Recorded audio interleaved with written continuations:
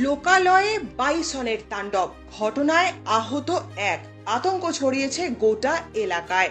আহত যুবককে ধূপগুড়ি গ্রামীণ হাসপাতালে নিয়ে যাওয়া হয় চিকিৎসার জন্য। ঘটনার প্রকাশ বৃহস্পতিবার সাত সকালে লোকালয়ে দুটি বাইসন দেখতে পান এলাকাবাসীরা।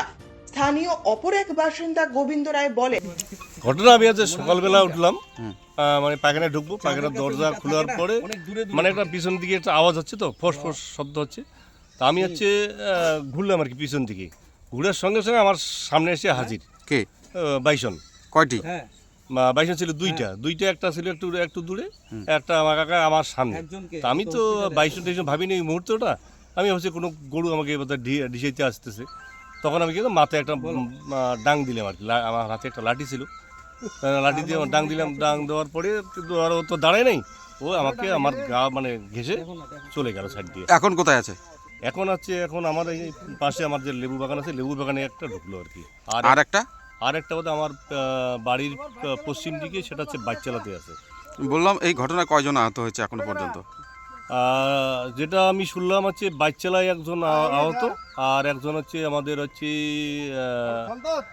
মাগুরবাড়ি যে জুনিয়র বেসিক স্কুলের পিছনে একজন আহত। এই দুইজন।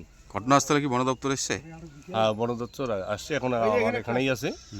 তো ওরা হচ্ছে কাছে যাইতে পারতেছে না লেবু বাগানে। তো কতটা আতঙ্কেতে আছেন? আতঙ্ক মানে ওই মুহূর্তটা আমি তো মানে খুব আমার শরীর কাঁপুনি দিচ্ছে আর কি। আর একটা তো চলে গেল, আর একটা কিন্তু আমি দরজা যখন বন্ধ করলাম, তখন একটা কিন্তু আমার সামনে ঘোরাফেরা করছে। সাত সকালে বেরিয়ে হঠাৎই বাইসনের মুখোমুখি হন তিনি। তার মতে কোনো মতে পালিয়ে প্রাণে বাঁচেন তিনি।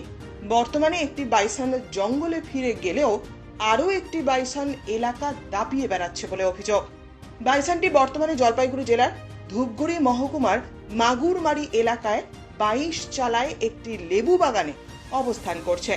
বন দপ্তরকে খবর দেওয়া হলে ঘটনাস্থলে বিন্নাগুড়ি ওয়াইল্ড লাইফের কর্মীরা উপস্থিত হয়েছেন বাইসনটির ওপর নজর রাখার জন্য, যাতে পুনরায় কোনো অপ্রীতিকর ঘটনা না ঘটে। ব্যুরো রিপোর্ট, উত্তরের প্রহরী।